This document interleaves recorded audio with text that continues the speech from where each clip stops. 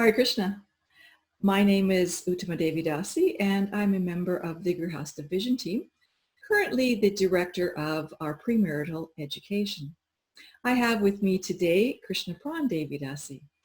She has her master's degree in counseling psychology, and one of her specializations is working with women who have suffered from intimate partner violence and abuse, as well as working with individuals of other genders who have suffered from various types of trauma.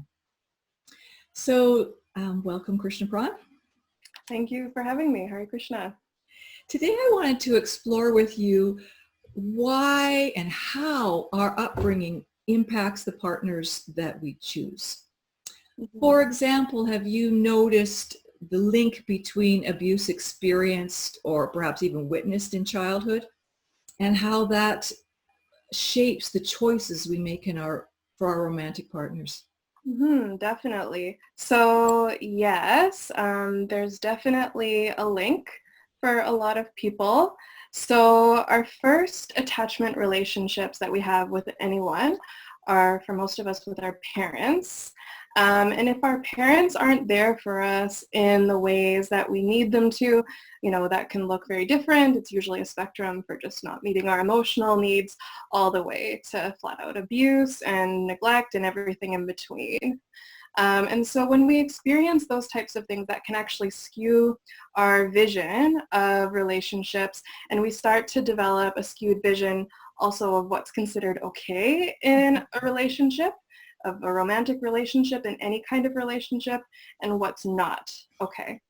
And this can look very different from person to person, just depending on what their exact experiences have been with that, as well as what their learned survival strategies were that helped to keep them going. So yes, there definitely is a link. And it doesn't necessarily mean that just because somebody experienced abuse as a child that they're definitely going to end up in an abusive romantic relationship. That's absolutely not the case. Mm-hmm. And in fact, there are many people... That's a relief.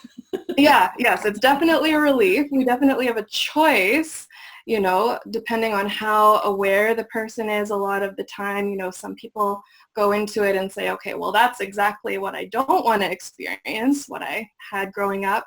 And so I'm going to be very self-conscious, work on myself, and look for the opposite. And so there's by no means a life sentence or that you're going to end up in an abusive relationship just because you experienced abuse or neglect in childhood. But there definitely is a link. So how does that show up specifically? When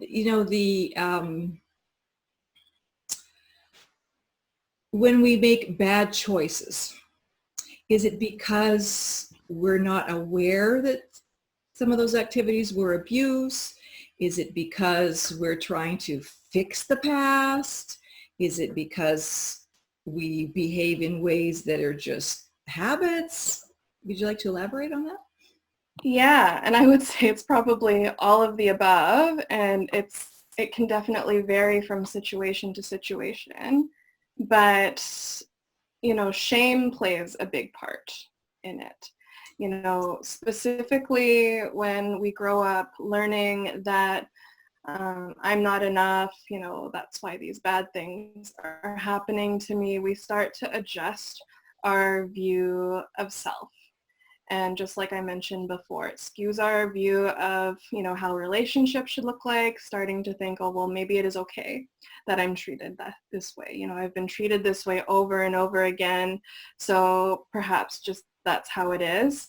It's quite common for people to reenact relationship patterns, which definitely isn't a conscious thing for the most part. It's something that they're just sort of used to. And so that's the type of situations that they tend to see themselves in going forward, unless they decide to adopt that mindful awareness to choose to do something differently.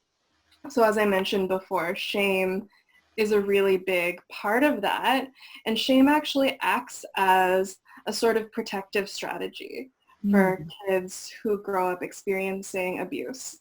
And usually when I say that to people, they're kind of like, what? Like, how would shame do that? Shame usually just gets in the way and makes my life miserable. but actually shame is really important in these types of situations. Why is Because, that? well, let's say I'm a kid who's Mhm. in an abusive situation at home, which is of course awful. There's no doubt about that. But if I were to really recognize how awful it is, that would just be unbearable for me Okay. as a kid. It would just be way too much to handle, and it's already a lot as it is. So what ends up happening a lot of the time is that kids end up feeling like, okay, well, actually it's me. Because at Okay. least if I feel like it's me, then I have some Control? control. Okay. Mhm. Yeah, if I just try and be a little bit cuter, or if I'm smarter or more charming, then maybe I won't be abused anymore. Or, if I were to really recognize how scary my caregiver is, then that would just be too much for me, but at least I can change myself. Okay. And so in that way, shame kind of acts as a bit of a protective factor. Does it also just, did the thought come in, well, I don't deserve any better? Yes. Yeah, that's definitely a thought that comes in for a lot of people. And oftentimes there might be a counter thought, the logical brain might come in once the person is older and recognize, well, of course I didn't deserve to be abused. Mhm. But when we experience trauma like that, the logical and the emotional brain don't always connect in the way that they would otherwise. So a person who's experienced abuse and continues to end up in abusive situations later in life, they might logically think, well, yeah, I don't deserve this, but I'm used to it and it's not that big of a deal, and tend to downplay it. However, if you ask them, well, does your best friend, would they deserve to be in the same situation? Their answer would usually be no, of course not. Like, Mhm. that would absolutely not be okay for them to be in that situation, but it's hard to show themselves that same kindness because of those internalized messages of shame. So that, how would that impact how we're acting in our adult emotion, our adult romantic relationships? So it would often look like, putting up with things that, let's say, we shouldn't be putting up with. I put air quotes because I don't often like to use that word should or must, because that puts unnecessary pressure on people. But just recognizing that we're acting in ways that are actually violating our boundaries in some way, tolerating some sort of disrespect or lack of care, or somebody trying to express power over me, which is, as we talked about in our previous interview, the essence of abuse is that power or control. Allowing that to happen because of those messages of self-worth and shame, and that this is all I deserve. So that makes a person more likely to accept Mm-hmm. um, actions towards them which um, they don't deserve. Yeah. Yeah, I was just going to ask you a little bit about the boundaries. It would seem like if you internalize all this with a shame um, Lens. lens, Yeah. then you would have to really lower your boundary walls. Yes. And you may not even know how to keep boundaries. Mm-hmm. Would you like to elaborate on that, how to prevent that? Or? Totally. Yeah. And, boundaries, again, are something that can be so unique from person to person, depending on our experiences and what learned survival strategies start to work for us. But it's quite common that when we start to adapt this shame lens upon ourselves, the boundaries tend to go out the window in some cases, that I might just forget about myself because I'm not worth taking care of, but I'm going to take care of this other person because Mhm. they're worth it and I'm not. So sort of that lack of self-care in that way. So low boundaries would show up as lack of self-care, you're saying. Yeah, yeah, recognizing or believing that I'm not worth taking care of myself. So that's why we often hear the kind of common advice, you need to take care of yourself. It's Mm-hmm. actually true. Yeah, yeah, it's definitely true. And recognizing that in a healthy relationship there needs to be a balance, there needs to be equality, that I need to care for myself, but of course I also need to care for my partner, but it's a two-way street, they need to care for themselves and care for their partner as well. If it's not equal on either end, that's usually where abuse shows up, or, the effects of somebody who's been in a lot of abusive situations. So what I'm hearing from you is that if that shame dynamic is quite set in, it's easy for us and perhaps even normal to accept abusive actions from others. Mm-hmm. Yeah. And that's And how, to leave as well. oh, you're right, because we think this is just normal. Uh-huh. Or Or I that this is deserve all. it. Yeah. Mm-hmm. So is there a way to break that cycle? Mm-hmm. Yeah, it comes back to the self-awareness piece. And, when I'm working with my clients on shame and, self-judgment, those types of things, I often do this little exercise where I get them to sort of track their judgmental or self-judgmental thoughts. And whenever they notice themselves judging themselves or, being harsh towards themselves, Mm-hmm. I ask them to pause Mm-hmm. and put a close friend in their situation, in their minds. And I ask them, how would you react towards so-and-so, for example? Would you be as harsh towards them? And, pretty much all of the time, the answer is, of course not. They don't deserve that. That wouldn't be very nice to them. And so just recognizing, the first step is really that awareness that I hold myself to this incredibly ridiculous high standard, but I'm much kinder to those around me. And so once people can start to recognize that they're being so harsh towards themselves, that gives them a choice of what they want to do instead, to take that bit of a pause. Not that that choice is going to be easy necessarily, because it's such an ingrained habit a lot of the time, but it does help to just start with that piece of awareness. So you're saying to become aware when we're being really judgmental with ourselves. Yeah. Mm-hmm. Mm-hmm. And that will give us the ability to properly see what is a better behavior for us to take, a better action, what to accept, what not to accept. Yeah, exactly.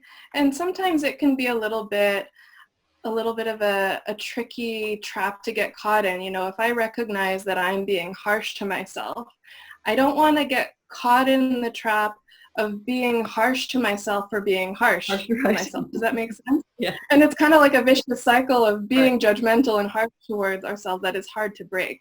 Mm-hmm. I ask my clients instead to pause and bring some gratitude in, which again, Hey, I noticed it. hey, I noticed it, good for Yeah. me. Right. And also, I'm grateful for the ways that this shame has protected me in the past. The ways that it's helped me to survive these really awful situations that I've had to be in my life. Mm-hmm. And, which is very hard for a lot of people, to be grateful to shame especially. Right.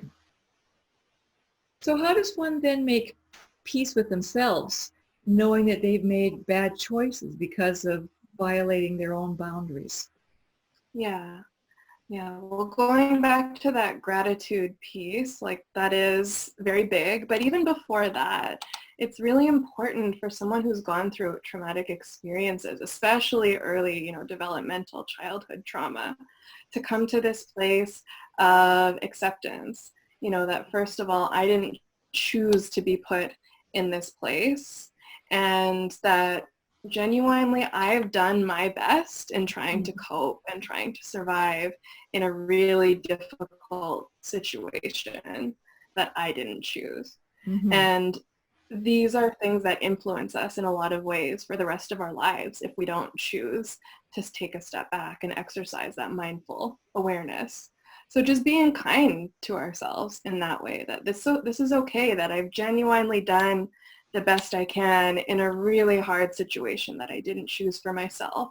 And I'm actually even grateful for the ways that I've tried to protect myself, you know, even if those strategies weren't the healthiest, looking back on this, on the situation, that actually was the best I could do.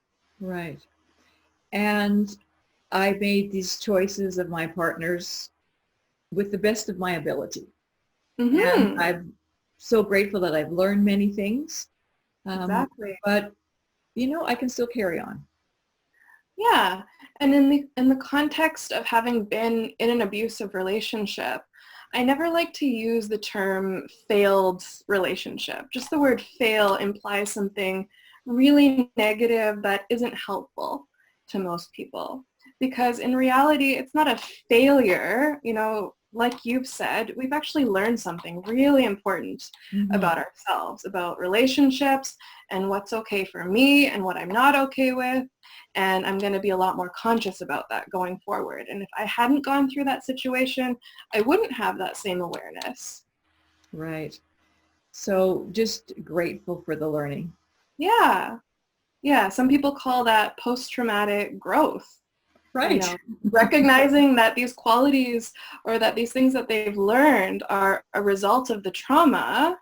You know, not to say that the trauma was a good thing, Right. but still, I might not have these certain qualities or these certain learnings if I hadn't gone through that trauma. I Right. might not be as compassionate to others, for example. I might not be as aware of what I want and need for myself. So there can be a lot of really good things that come as a result of trauma, which might sound kind of funny to some people. Right. And I may not have been behaving towards other people in the best way. And now I'm seeing how I can improve. Yeah, for sure. So many things we can learn. Yeah, yeah, really. So thank you very much. I hope that this has been helpful to all of our listeners. And we do have a page on our website, Vaishnav Family Resources. We have a tab called Resources, and underneath it, there's a section on domestic abuse. So there you can see other interviews with Krishna-Prana. So thank you all for joining us, and thank you so much, Krishna-Prana, for sharing your wisdom and insights. Yeah, thank you for having me. Hare Krishna.